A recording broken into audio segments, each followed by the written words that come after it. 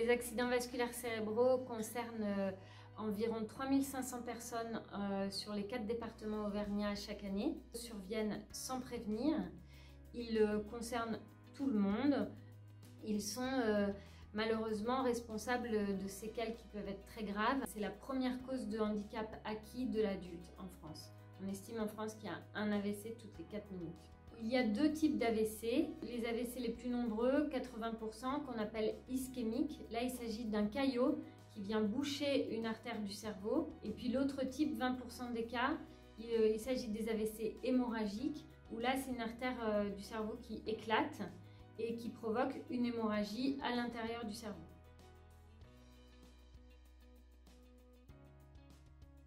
C'est important que chacun connaisse les signes d'alerte d'un AVC parce qu'un accident vasculaire, ça arrive brutalement sans prévenir. Il s'agit soit d'une paralysie brutale, d'apparition brutale d'une seconde à l'autre d'un bras, d'une jambe ou alors tout l'hémicorps. Cela peut concerner aussi seulement la moitié du visage avec une chute de la partie basse du visage ou alors une perte brutale de la vision d'un œil, une perte brutale de la parole. Le patient soit ne peut plus parler, soit alors on ne comprend pas ce qu'il dit. Et il y a aussi l'apparition brutale d'une seconde à l'autre de troubles de l'équilibre qui empêchent de se tenir debout.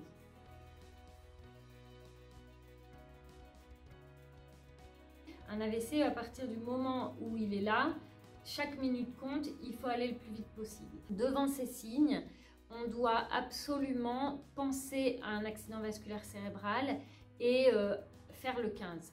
À ce moment-là, toute une filière sera mise en route pour amener le patient au bon endroit, au bon moment, qu'il puisse bénéficier d'un traitement adapté. C'est très important de faire le 15, même si les symptômes ont été transitoires, il faut faire le 15. Même avec le contexte sanitaire actuel, les urgences AVC fonctionnent. Il est important de ne pas attendre chez soi que ça passe parce que dans le cadre d'un accident vasculaire cérébral, chaque minute compte et est très importante. Surtout, ne pas dire si ça survient le soir, aller se coucher et puis dire on verra demain.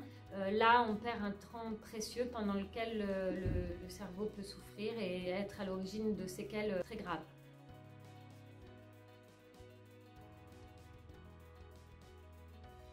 Dans le cas des AVC qu'on appelle donc ischémiques, le premier type, le plus fréquent, beaucoup de progrès ont été effectués ces dernières années et on a à notre disposition des traitements efficaces. Il s'agit en fait de détruire le caillot soit par un produit qu'on met dans une perfusion, c'est la thrombolyse intraveineuse, soit mécaniquement en allant chercher le caillot par l'intérieur des vaisseaux. Cela s'appelle la thrombectomie. Ces 2 traitements ont montré une bonne efficacité, mais ils sont d'autant plus efficaces qu'ils sont effectués très tôt après le début des symptômes.